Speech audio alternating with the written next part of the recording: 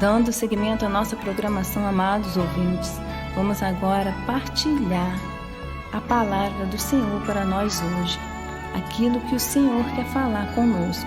Vamos pedir ao Espírito Santo que venha abrir os nossos corações para a escuta dessa palavra e que ela produza frutos nas nossas almas. Pegue a sua palavra aí em João, capítulo 8, versículos do 51 ao 59. Sequência do Santo Evangelho segundo São João. Em verdade vos digo, se alguém guardar a minha palavra, não verá jamais a morte. Disseram-lhe os judeus, agora vemos que és possuído de um demônio. Abraão morreu e também os profetas. E tu dizes que se alguém guardar a tua palavra, jamais provará a morte. És acaso maior do que nosso pai Abraão? Entretanto, ele morreu, e os profetas também. Quem pretende ser? Respondeu Jesus. Se me glorifico, a mim mesmo a minha glória não é nada. Meu Pai é quem me glorifica, aquele que vós dizeis ser o vosso Deus, e contudo não o conheceis. Eu, porém, o conheço, e se dissesse que não o conheço, seria mentiroso como vós. Mas conheço-o e guardo a sua palavra. Abraão, vosso pai, exaltou com o pensamento de ver o meu dia. Viu-o e ficou cheio de alegria. Os judeus lhe disseram, não tens ainda 50 anos e vistes Abraão?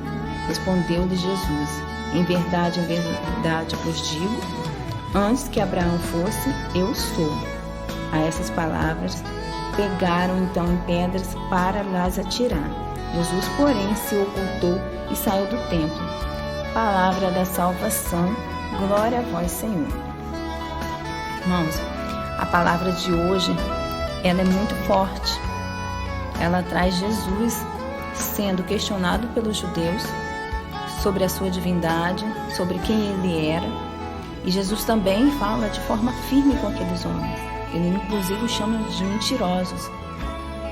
E a gente precisa ter um cuidado, analisar, pensar, refletir bem essa palavra para a gente ver o que Jesus quer trazer para nós através dela. O primeiro ponto que eu gostaria, que eu desejo partilhar com vocês, é quando Jesus diz, em verdade vos digo, se alguém guardar a minha palavra, não verá jamais a morte. Essa é uma promessa de Jesus. Ele promete que aquele que guardar a sua palavra não verá jamais a morte. E qual é a sua palavra? A palavra é o próprio Cristo. Ele é o verbo de Deus, ele é a palavra. E a palavra é essa que nós conhecemos através da Santa Igreja, é o Cristo que nos é dado a conhecer. Ele é a palavra, que se nós guardarmos, nós não veremos a morte. E de que morte Jesus está falando? Ele está falando da morte eterna, a morte física. Nós sabemos que iremos passar. Nós estamos neste mundo numa passagem. O local definitivo não é aqui.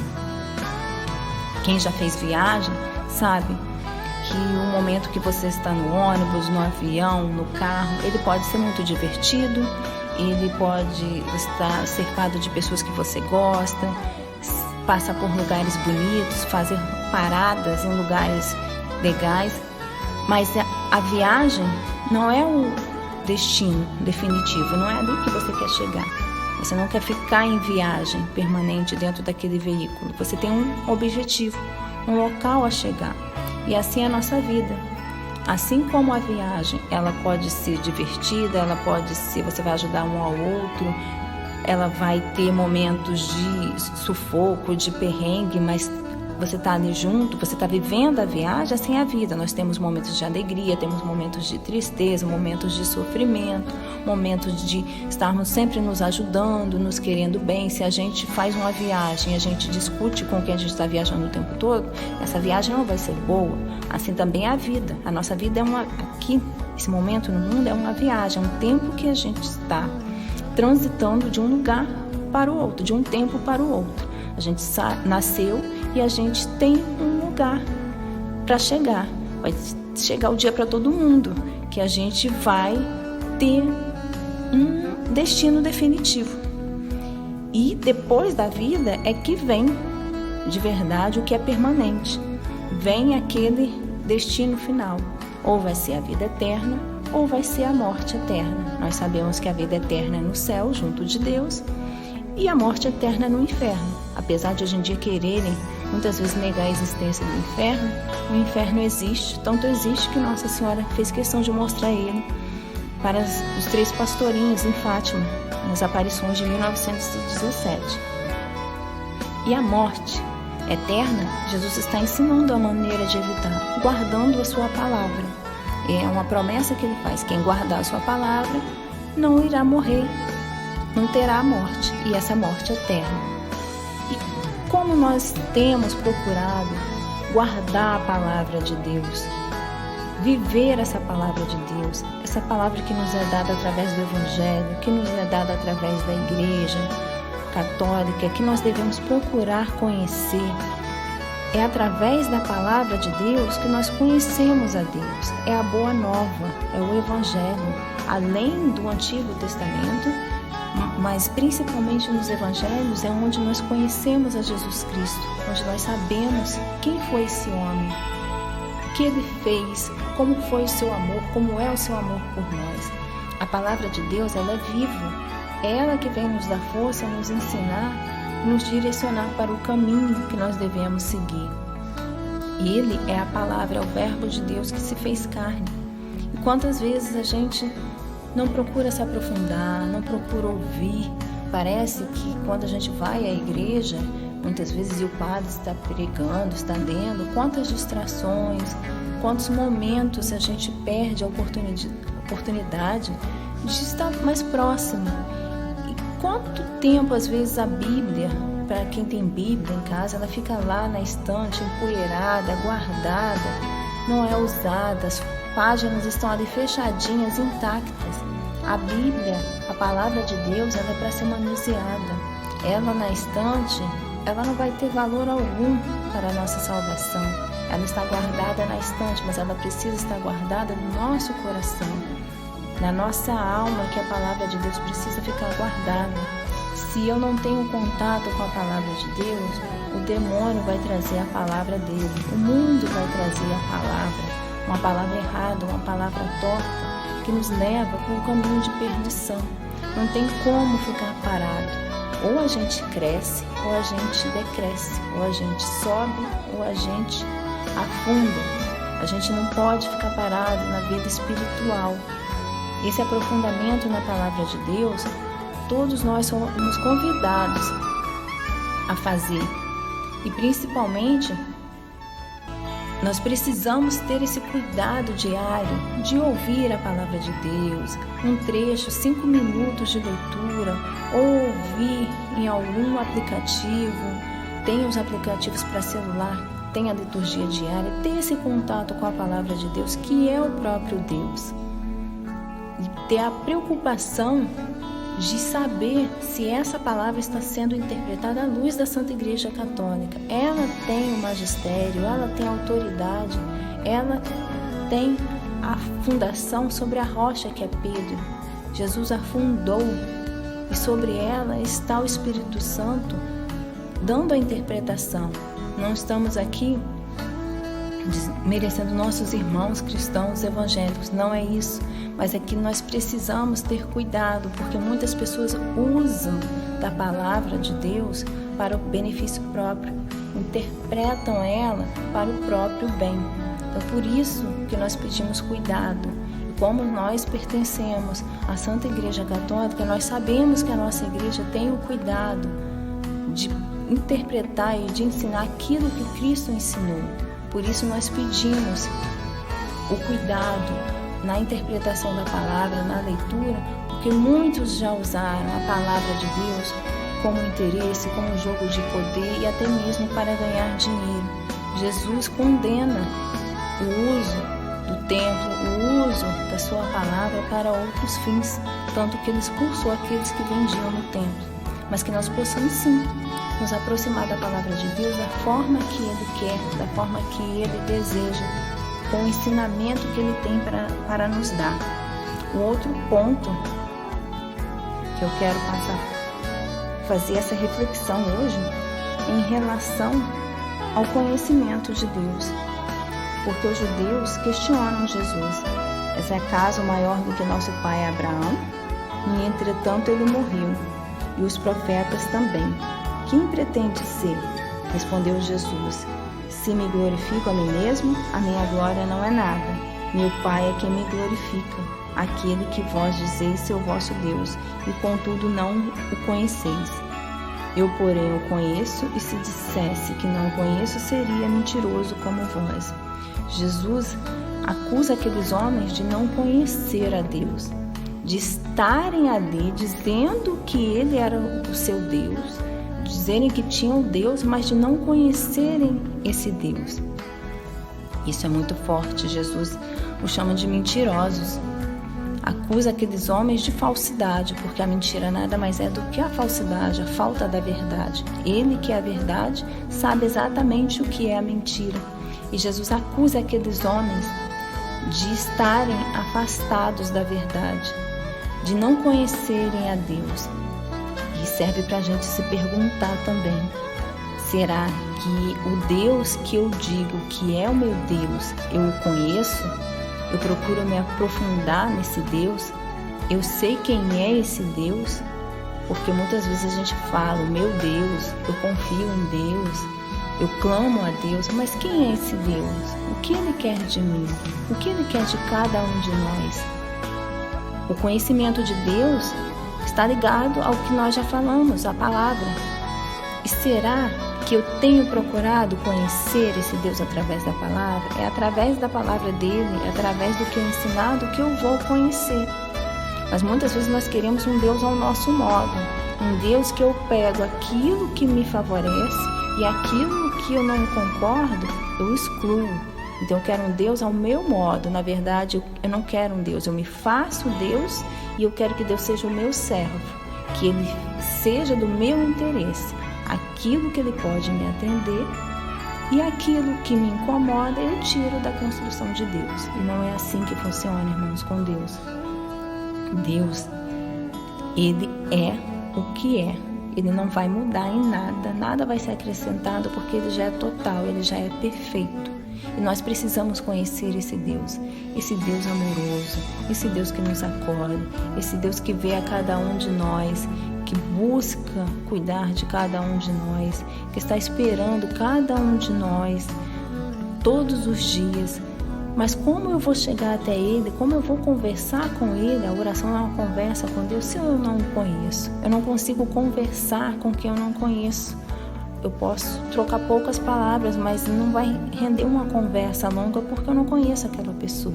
E Jesus acusa aqueles homens, aqueles judeus que muitas vezes se gabavam, se vangloriavam de serem santos, e eles não conheciam a Deus. E Jesus tem autoridade para dizer isso porque Ele conhece os corações de cada um e conhecia o coração daqueles homens. Aqueles homens não conheciam a Deus, eram mentirosos, eles se achavam santos, mas eles não tinham caridade, eles não conheciam a Deus. Se você não conhece a Deus e você professa aquele Deus, isso é uma mentira, é uma falsidade. Nós devemos tomar cuidado para não fazer o mesmo, para a gente não ficar usando o nome de Deus, falando em nome de Deus sem o conhecer, sem estar perto dele, sem o amar de verdade. E a gente só ama quem a gente conhece.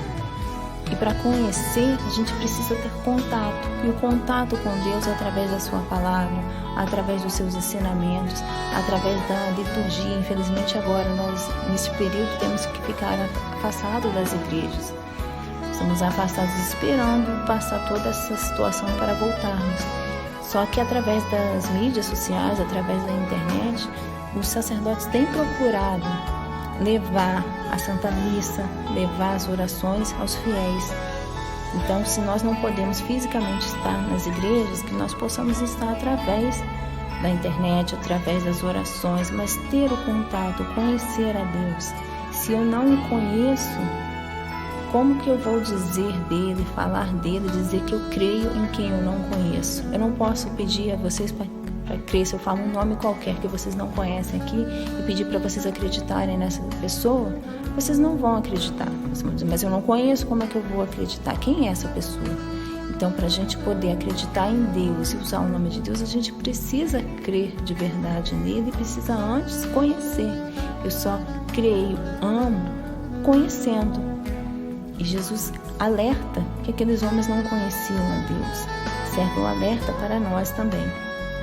O outro ponto que aqueles homens tinham em relação a Jesus é a inveja. Um dos motivos de Jesus ter sido condenado à morte foi a inveja. Os homens poderosos daquela época tinham inveja de Jesus. Eles perceberam o poder que Jesus tem, um poder que não era para esse mundo. Eles achavam que o Messias iria trazer um reino deste mundo, um reino de riqueza, de poder.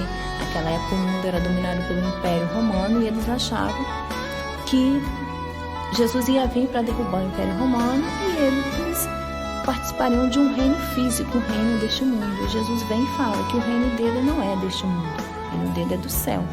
Ele fala isso para aqueles homens, ele fala isso para Pilatos. E isso, juntando com os milagres, com os ensinamentos e com tudo que Jesus vinha fazendo, principalmente porque Jesus foi derrubando muito da falsidade, da hipocrisia que aquelas pessoas viviam. Eles se achavam santos, mas eles não praticavam a caridade, eles achavam melhores do que os outros. E Jesus veio principalmente para aqueles que eles desprezavam, para os pecadores, para os excluídos da sociedade, os leprosos. Foram essas pessoas que Jesus veio. Ele mesmo fala, ele não veio para quem estava são, ele veio para os doentes. Então, eu sou uma pessoa doente, você, irmão, é uma pessoa doente. Todos nós que estamos na Santa Igreja somos também ainda doentes. Nós não somos melhores do que os outros. Todos estamos na grande enfermaria de Deus, sendo cuidados, tratados contra a doença maior que é o pecado. Então, não adianta nós acharmos que somos melhores que os outros porque estamos dentro da igreja, porque eu estou aqui falando, eu não sou melhor do que você que está me ouvindo. Eu estou apenas fazendo o que Deus quer que eu faça nesse momento, mas eu não sou melhor do que ninguém. Nenhum pecado que um irmão cometa eu também não posso cometer. Tudo que o outro faz eu também posso fazer. Então a gente precisa ter o cuidado de ter misericórdia, de pensar que enquanto estiver neste mundo, eu tenho que cuidar, como diz São Paulo, quem estiver em pé, cuide para que não caia. Porque todo pecado que eu vejo no meu irmão, eu também posso vir a cometer. E aqueles homens não tinham essa misericórdia, eles se achavam melhores. Quando Jesus vem, aponta os pecados deles, os pecados ocultos que eles escondiam e se faziam de santos. E Jesus acolhe aquelas pessoas que eram excluídas por eles. Jesus acolhia, perdoava, mas também exigia uma mudança de vida.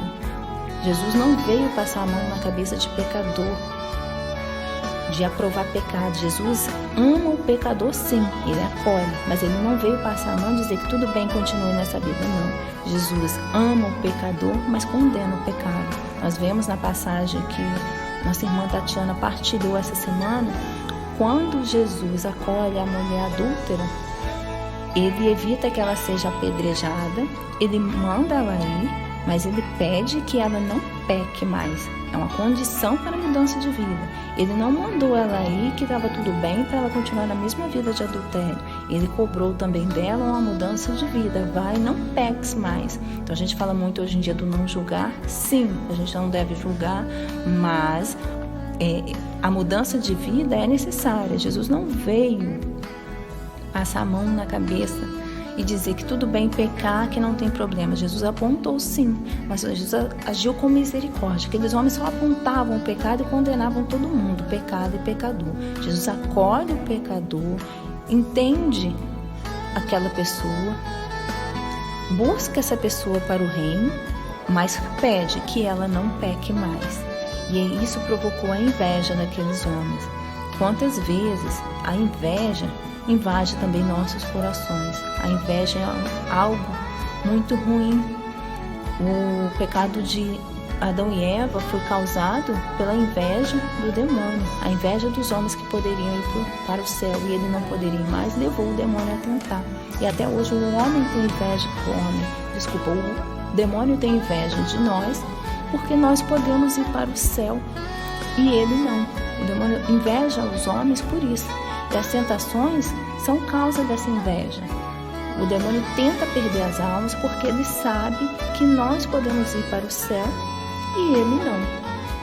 Então a inveja, quando invade o coração de uma pessoa, é um sentimento muito ruim. Porque se Jesus morreu pela inveja, um dos motivos foi a inveja daqueles homens, nós vemos o quanto isso pode levar à maldade. É aquela pessoa que ela se alegra com o mal do outro, ou ela se entristece com o bem do outro.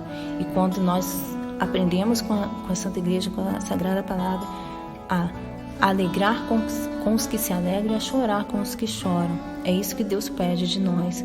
E muitas vezes a inveja, ela invade os nossos corações e nos leva a ficar tristes com o bem do outro, ou a querer o mal do outro, desejar o que o outro tem porque nós não temos.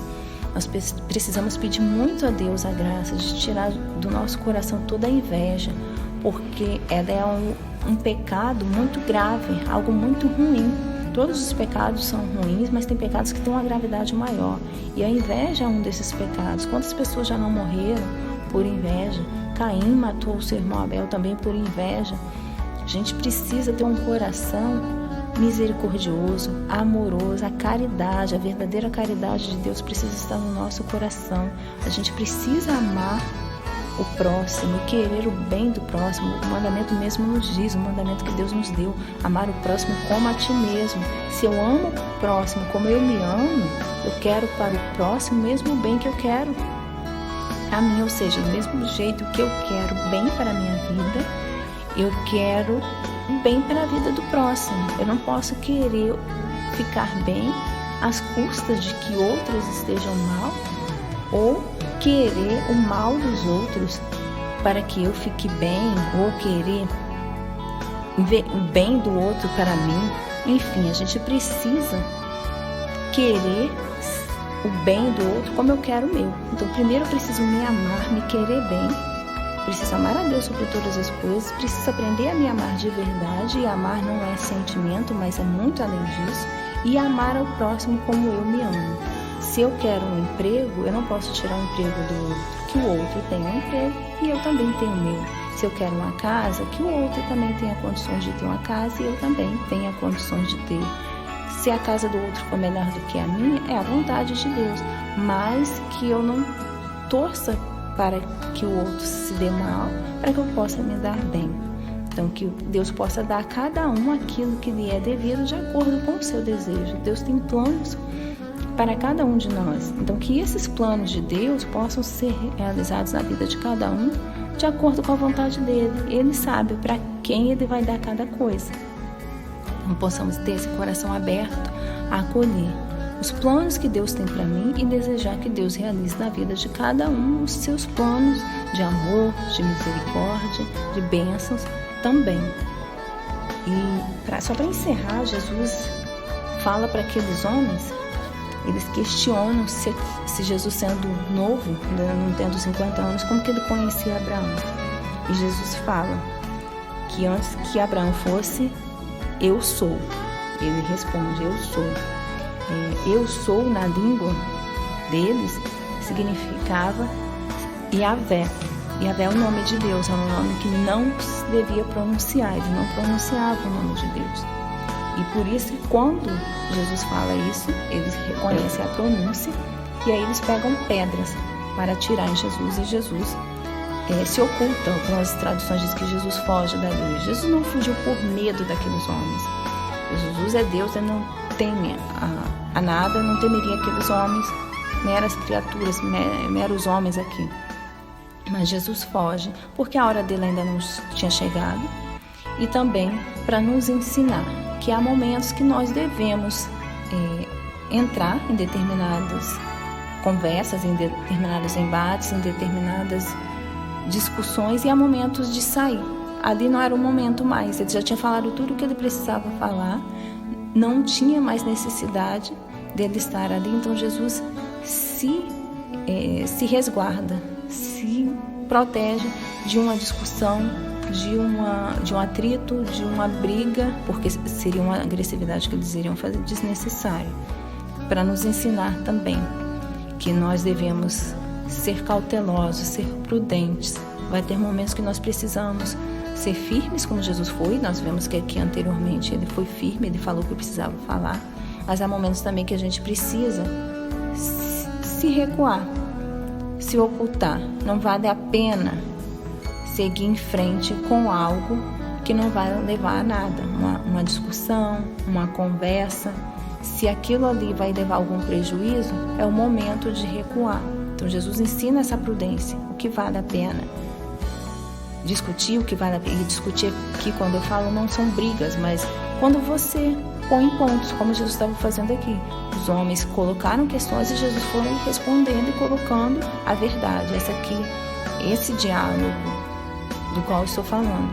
Então há momentos que devem existir e há momentos que não. Então Jesus, quando ele já tinha falado tudo, nada ali iria acrescentar mais, Jesus encerra, dá por encerrado, porque às vezes o assunto rende muito e não tem necessidade. Então Jesus nos ensina, há momentos de falar e há momentos de calar. Há momentos de enfrentar, igual quando Jesus expulsa os vendedores do templo, e há momentos de recuar.